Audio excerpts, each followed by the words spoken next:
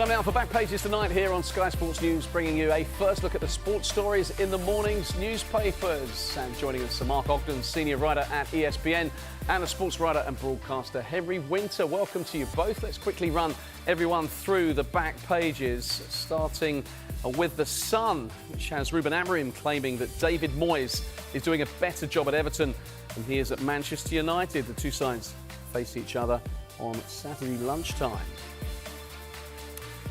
Star, meanwhile, more on Manchester United in a few of the papers, including the Star, as CEO Omar Barada says he'll fire any staff who leak club business. You might ask how that story has ended up on so many back pages. That story makes it onto the Mirror as well, and they have Mo Salah saying Erling Haaland has it easy trying to score his goals from centre forward. He claims wingers have a tougher job, stoking the fire ahead of that one. The Times looks ahead to England versus Australia in the ICC Champions Trophy. They also look at Liverpool's tough European draw.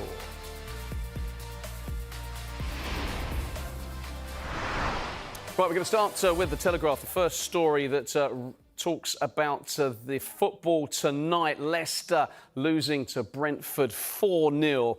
Mark, I mean, this is, I think, 6 home games in a row. No goals scored. About new manager bounce. There hasn't been much bounce for Ruud van Nistelrooy at all. And this was pretty poor tonight from them. It's been really bad, hasn't it, for Ruud van Nistelrooy? He went there about 2 or 3 months ago now on the back of having a brief, spell at Man United where he did well, beating Leicester twice, ironically. But it's not really picked up at Leicester. It's, they're in a real state at the moment in the bottom 3. But if you look at the table, they're still in touch with, with safety. I think they're only 2 points behind Wolves. So there is a bit of hope. But while they're playing as they are, like you say, 6 straight home defeats, no goals. That's a bad recipe. And I know the Leicester fans were chanting at the end. I think they want John Rudkin out, who's one of the sporting directors. They weren't turning on Van Nistelrooy tonight. It was more the kind of the people behind the scenes. But whichever way it goes, it's an unhappy situation at Leicester. They're a club that, 9 years ago won the Premier League, but relegated a couple of years ago, came back up last year, and they've had a tough time. So Van Nistelrooy's really struggling. And the way it's going, you'd be surprised if you saw it at the season, because, clubs that have such a bad run under a new manager tend to change straight away. So we'll see how long he lasts. But Leicester are in a bit of a mess right now. Henry, I remember when Ruud van Nistelrooy was appointed, a lot of pundits and experts were saying this is not necessarily the best fit because he's a guy that can't shore up a defence, and that his teams always leak goals. He's also got the problem that they're not scoring goals. It's a pretty fatal combination. He's also got some very poor defenders. So as well as you say, him not being able to organise, I mean, his playing strengths were obviously attacking. But the hand that he's been dealt by John Rodkin, who, as Oggy says, the fans, well, those Leicester fans who were remaining to the bitter end, chanting that they want him out, the recruitment has been poor. If you actually look at that team that played tonight, Mads Hermansson is a Premier League player. Jamie Vardy at 38, 39 is still just running and giving everything. But it's just everything between them. The other 9 players, I mean, they're trying their best, but they're just simply not good enough. And look, credit to Brentford, but they absolutely tore them apart. And Leicester helped because they were so open. So you could just see why the Leicester fans, and there was a bit of sort of dark humour at the end when Buonanotte actually had a shot. It went wide, and they were all chanting, "We've had a shot." I mean, it is good. They're my local team, and it's sad to see them, but they're going down with Southampton. OK, well, let's focus on the other end of the table then, shall we? Concentrate on what is always a mouth-watering clash when Manchester City and Liverpool lock horns. Mark, Haaland has it easy. Salah dig over goals as rivals gear up for huge cash. I'm not sure how much of a dig it is at Erling Haaland. It's just pointing out that, he plays on the wing, so Haaland should get a few more goals. Yeah, I mean, obviously when City are at the best, Haaland just can't move for chances to score goals. I think he scored over 50 goals in his first season at City, but obviously City have had a bit of a dip this season, and he's not getting as many goals, he's not getting as many chances. Kevin De Bruyne isn't as regular in the team, so that takes away a real supply line for him. So I'm not quite sure what Salah's getting at, because I think Salah's a much better all-round player than Haaland. He can create chances out of nothing. He can score from the left, from the right, through the middle. Haaland is pretty much a guy that scores through the middle when he gets the chances. So, obviously this is a way to spike up the game, but for me, Erling Haaland is a great goal scorer, but Mo Salah's a great footballer, a great player, and I think there's a difference there. And I think Salah will probably have more chance of scoring a goal out of nothing than Erling Haaland. Henry, most papers are picking up on this. I mean, it's low-hanging fruit, I guess, ahead of a big game like this. Is it what, you know, do players have to be a little bit careful? Mo Salah has experienced enough to know perhaps not to kind of poke the bear where Erling Haaland's concerned, albeit he is carrying a bit of a knock as well. Well, Mo Salah, I think anyone who's followed his career and knows anything about the character of the man, he's not the type to go in for cheap digs. He laces some of these comments with, you know, having huge respect. And as Oggy says, it's kind of the area of the pitch the two of them are playing in. And if you're playing more through the centre, then you've got more chances. But I think we've seen a development in football over the last sort of 5-10 years, whereas, you know, playing with one up front, but actually with more goals and a lot of creativity coming from the wide areas, actually attacking that areas, which we saw Brian Mbeumo do tonight very effectively for Brentford, coming off the right and scoring with his left, and it's something that Mo Salah does incredibly effectively. So I would be surprised if Mo Salah deliberately woke up this morning and thought, right, I'm going to wind up Erling Haaland. As you say, you don't poke the bear. He's a fantastic player, Haaland. I don't think he actually gets the proper respect that his numbers and his work rate deserve in this country. He's an absolute fabulous player. And I think we'll see with him playing with Marmoush, the two of them, I think that could be a really good strike force. And actually might bring even more goals for Haaland, because Marmoush will actually take defenders away from him. So, look, we're incredibly lucky to have two such special players in this country. But, you know, let's remind ourselves that they do play in different positions. Yeah, absolutely. Let's just focus on Jamie Carragher's piece just for a second. Keen to get both your thoughts on this. It's got a detailed piece talking about Arsenal's defence, Liverpool's attack, though, the difference. Obviously, Arsenal, much well documented their kind of lack of business in the window, their injuries to their forward players, comparing Liverpool's world-class attack, Mark, and suggesting that this is going to decide the title, and also suggesting that if they can beat Manchester City, historically, this game has been a key one in the title race. Yeah. You know, obviously it's a big game, the Man City game, but it's not the game it was last season or the season before, because City have fallen away. And it's not, for me, the acid tested Liverpool's title credentials. But I can say, I see Jamie's point in that Arsenal's defence is strong. But I mean, Liverpool's defence, you know, with Virgil van Dijk has been probably the best player of the season. So we're not talking about, you know, Liverpool being a poor defence here. And up front, yeah, I mean, there's no argument that Liverpool have got a better attacking force than Arsenal, because Arsenal haven't got any strikers that fit at the moment. But, you know, even then, Liverpool couldn't beat Aston Villa in the week because Darwin Núñez, one of their expensive strikers, couldn't take an easy chance. So, you know, for me, I think that Liverpool look a little bit at the moment like they're showing a little bit signs of fatigue, a little bit that Arne Slot hasn't really rotated his squad as much as other teams have. Mikel Arteta's not had the opportunity at times because of injuries, but I do think that Arsenal are still in the title race. And yes, beating City at the weekend will be a big step towards winning the league, but I think there's a little bit more mileage in the title race yet, because Liverpool have shown against Everton when they didn't win, against Wolves in a really poor second half, and again in midweek against Villa, that they're not putting teams away as they were at the start of the season. So maybe there's a little bit of hope for Arsenal, but Arsenal just have to keep on winning. Henry, do you buy this kind of fatigue argument? Because he didn't make any signings, did he, Arne Slot, in the January window, compared to the likes of City and Villa, who they played the other night? I think they had 4 of their 5 new signings actually on the pitch and looked fresher because of it, Marcus Rashford included. Liverpool haven't done that. No, they haven't. But I mean, it's interesting reading Jamie's piece, because he talks about a world-class attack. I mean, I would slightly fine-tune that to a world-class attacker. I mean, when you got Mo Salah, who's got, 24, 25 goals and 15 assists, I mean, he's probably Footballer of the Year, and he probably could declare now with those sort of numbers. But if you actually look at the other attackers they've got, I mean, Cody Gakpo has actually had a good season, responded to Arne Slot's coaching, but he's dipped a little bit. Luis Diaz, hot and cold. Diogo Jota is a fantastic centre forward when he's fit, but he also misses chances like Darwin Núñez did. So it's a difficult comparison when you've just got such an exceptional player. And if you try and make that comparison with Arsenal without Bukayo Saka, it's really hard, because Bukayo Saka is Arsenal's most important player, let alone their most important attacker. They went into this season without a number 9, which was very naive, and they're sort of counting the cost. And now it looks like they're going to have to play Mikel Merino, who played very well there the other day and got 2 almost sort of number 9 goals, certainly the first one, the header. but they've been hit by injuries there. But anyone who thought that Kai Havertz was going to be a number 9 who could lead Arsenal to the title, it just simply wasn't going to work. He's a support striker. So, it's been fascinating to see these two attacks. I agree with Oggy. I think the defences, Arsenal's probably slightly ahead, but as you say, Liverpool have been very well organised defensively by Arne Slot. But those attacks. But when you've got a player like Mo Salah, you're just showing his record here. It's phenomenal. 24 goals, 5 ahead of Haaland. He is the difference. Yeah, let's focus on Manchester City then, shall we? And the back of the Mail, which says Pep admits City players can't hack it anymore. Mark, you made the very pertinent point that this is not quite as mouth-watering a fixture or title-deciding fixture as it might have been in the last couple of years. But just wondering about the psychology from Pep Guardiola, because he said earlier in the week that they had a 1% chance of coming back and overturning Real Madrid in the Champions League, which sounds pretty negative. We're not quite sure what he was saying behind closed doors to his players, but that public message of we've only got a 1% chance. Now he's saying if players can't hack it anymore, we might have to make lots of changes in the summer.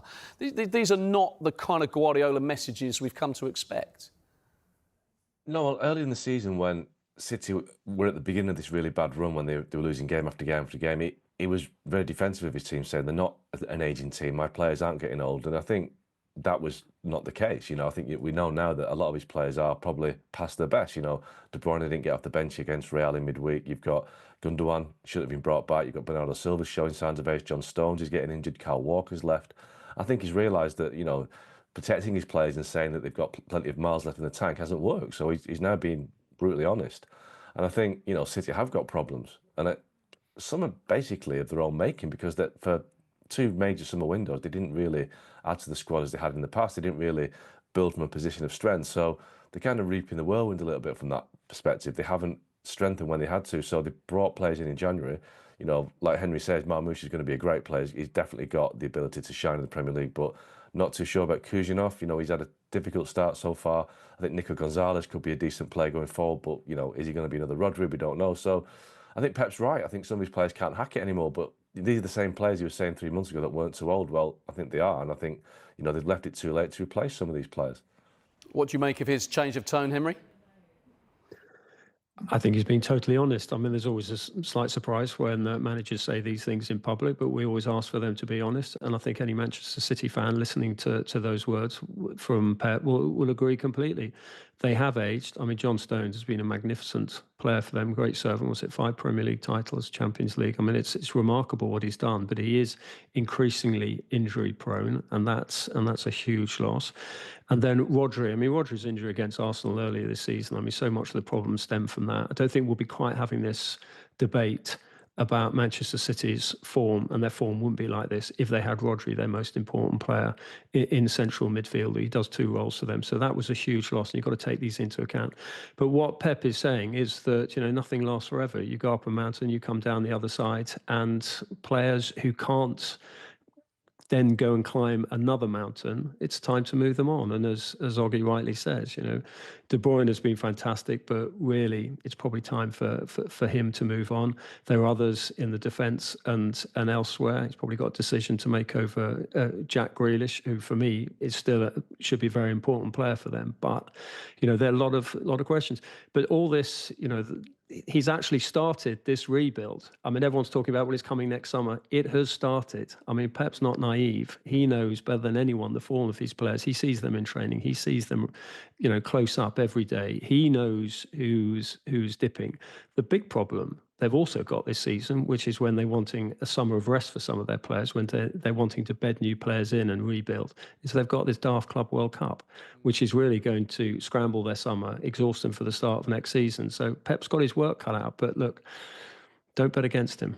Absolutely not. Chaps, we're going to leave it there for the moment. Great points. We'll take a quick break. When we come back, we'll look at more of the stories in the morning's papers, including a disappointing night for the Lionesses in Portugal. That's where the Daily Star covers concerns around leaks coming out of Manchester United. We'll look at that in just a few minutes.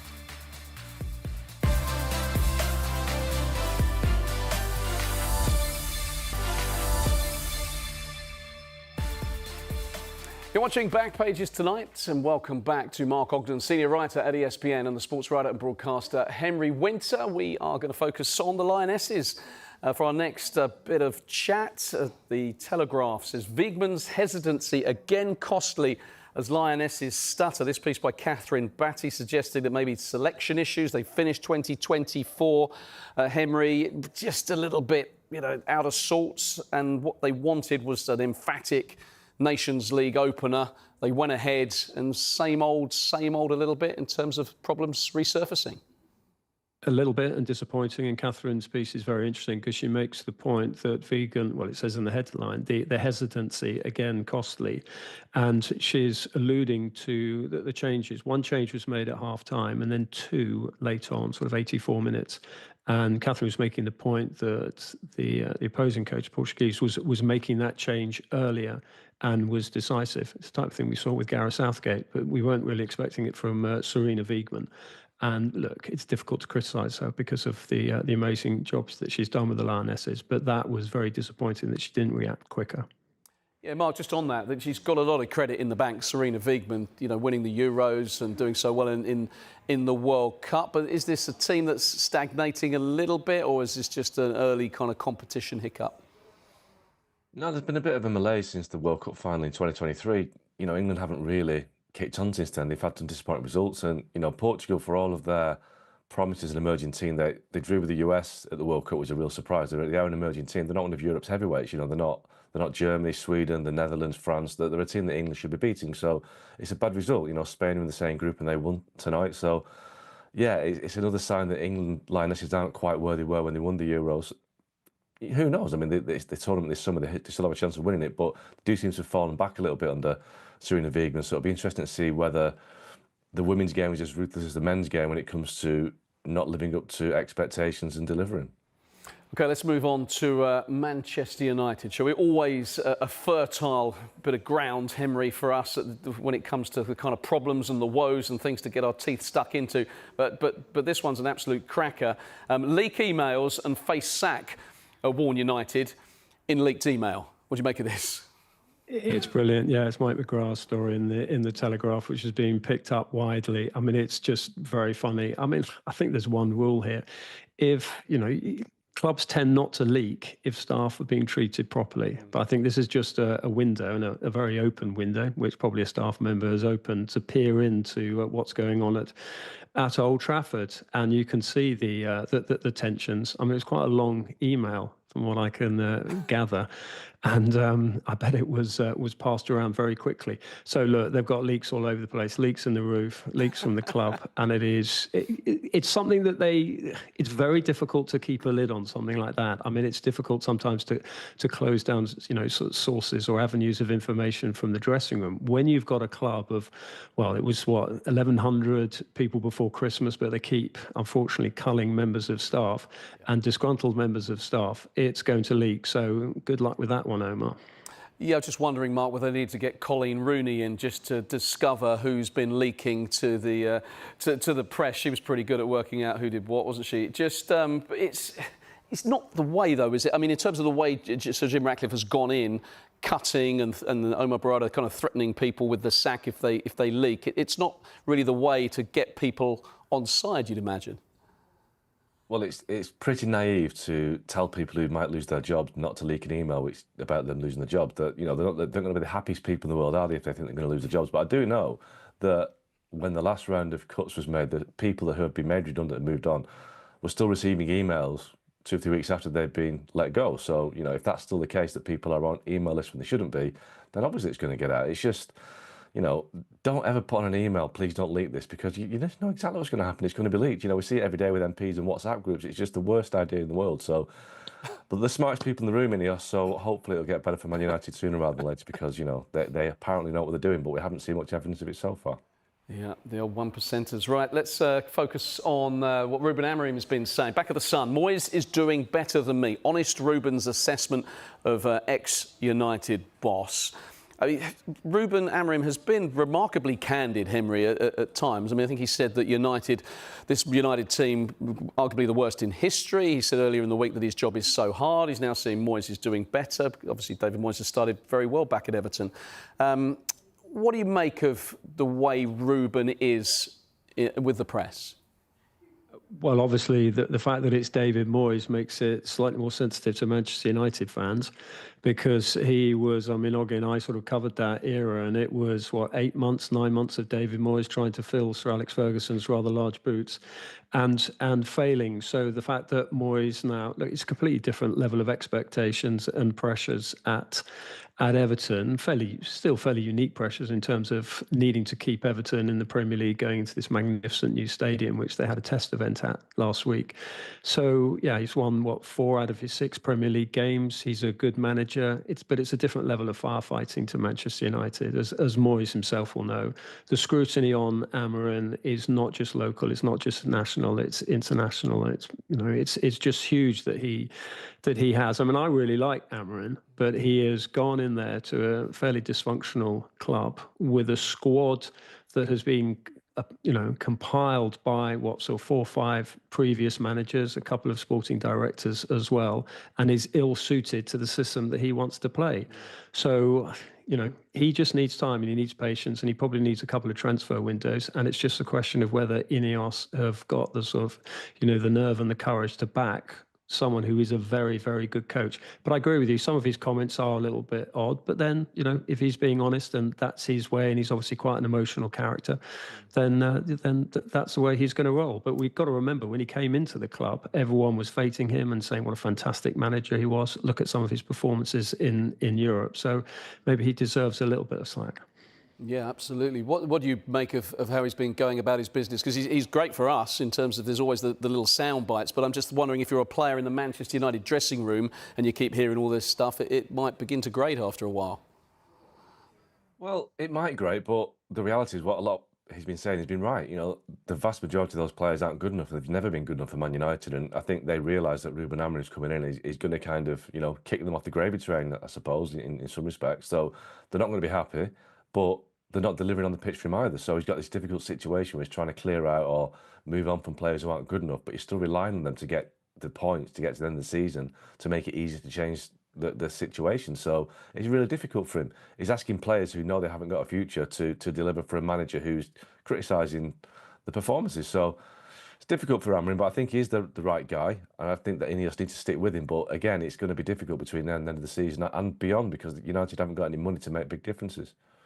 OK, we've got about 30 seconds, Henry, for your thoughts on England against Australia in the Champions Trophy. There for the taking, says Mike Atherton. Aussies are all over the place in terms of injuries. England haven't been great. How's it going to go? What are your thoughts? Well, against the Aussies, but they are missing some of their fast bowlers, Pat Cummings, Mitchell Starc and John Hazelwood. I had to write them down, actually, because I was about to throw Lily in there as well.